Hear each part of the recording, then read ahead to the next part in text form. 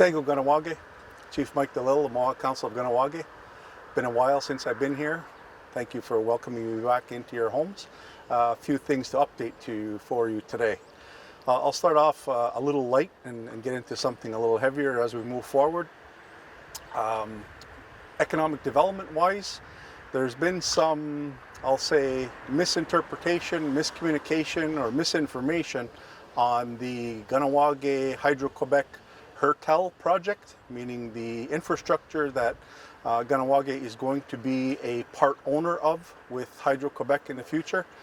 Just to make sure that community understands, and we know there's been some, I'll say, negative commentary out in the community, just to set the record straight that this infrastructure project is monumental, number one, and will set precedent for a long time in the future in terms of us being able to leverage our positions geographically, politically, and otherwise with a major developer such as Hydro-Québec.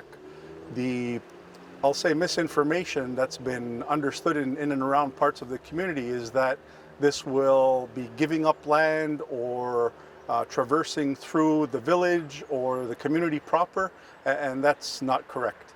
This project is delivering wattage into New York City, part of our homeland, through Mohawk Valley, ergonomically and environmentally, I'll say, sound at this point. We have engaged with a few people in terms of that, and that's our understanding right now.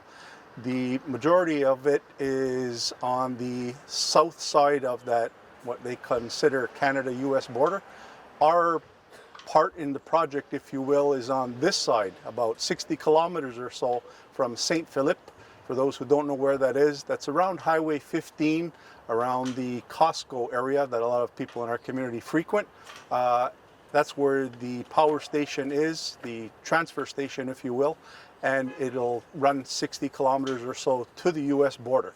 That's the involvement that we have. And again, the reason why we are involved and Hydro-Québec has approached us, for the most part, is because part of it, and it's part of St. Philip, runs through the scenery of Sault Ste. Louis grievance. So Sophie Brochu, the president, has a lot to do with it. They've changed position, opinion, and taken away the politics, if you will, and realized that Indigenous partnership is the way to go in the future. And we agree, and therefore are involved at this level. There are documents that are going to be signed fairly soon to ensure that the project moves forward.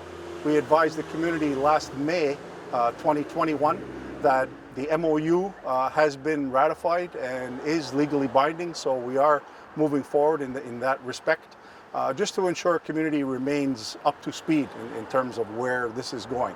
There'll be definitely more information, and I'll admit myself and or the team at this point has been remiss in not bringing forward continuous information, but there has been a lag, and I'm not going to say in terms of negotiation, but in terms of these documents, legal documents that needed to be drafted and or moving forward. So that's, I'll say, the update for now in terms of the Hertel project. Lots more to come, but I just want to stress the fact that some of that misinformation needed to be corrected, and that it is not going to impact the community per se, anything within the confines of what's known as Kahnawake proper, so to speak, at this point.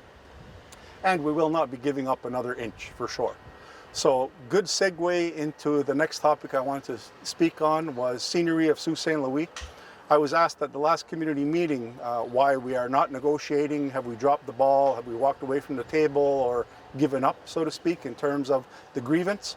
Canada calls it a land claim. We're not claiming anything. We believe it is ours and continues to be that, even though scenery and a lot of it has been occupied and or lost in some people's opinion, including Canada's. We have not given up nor walked away from the table. There's been, when I left in 2015 as the lead negotiator, we had almost hit a wall, I'll say, and I still have the scars and bloody shirts to prove it, with the negotiating team internally against Canada, so to speak. A lot of it had to do with Aboriginal rights and title, which we don't have the authority nor never will negotiate away or on behalf of the Mohawk community, Mohawk Nation and beyond. We are simply the Mohawk Council of Kahnawake.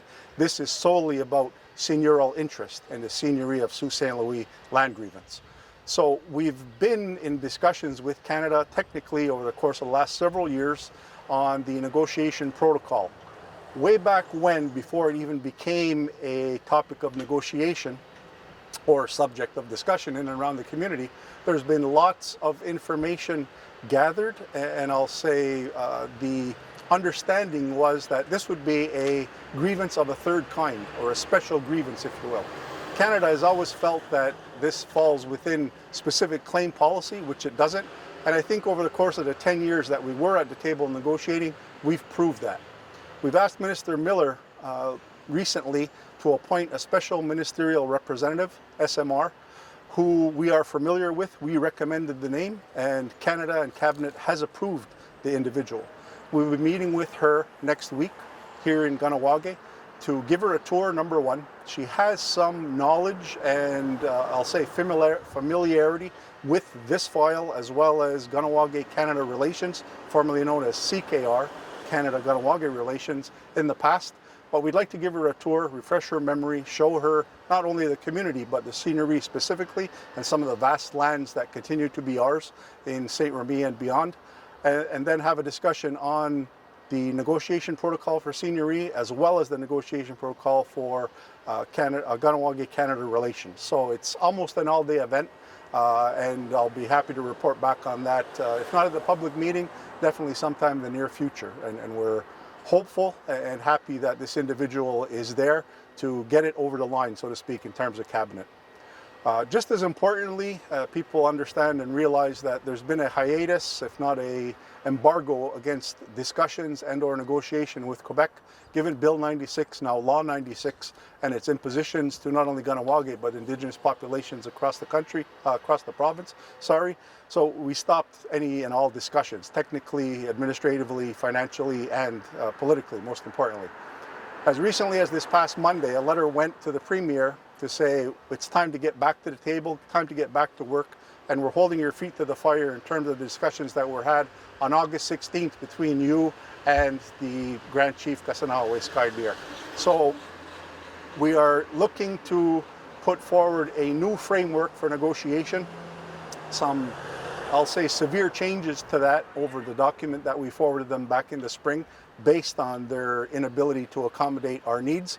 But again, we will be discussing and negotiating with them in the near future. So I'll say that's it for my time at this point. You'll notice where we're standing, and although it's the day or a couple of days after, it is definitely before Remembrance Day, which is November 11th, and the parade is going to has had a beautiful day for it. So again, lest we forget the people and the soldiers who fought for our freedoms moving forward, we're here to remember them again. So, Nyawa Goa, and more to come in the near future. Again, Chief Mike Delisle, Nyawa, for allowing me in your home today.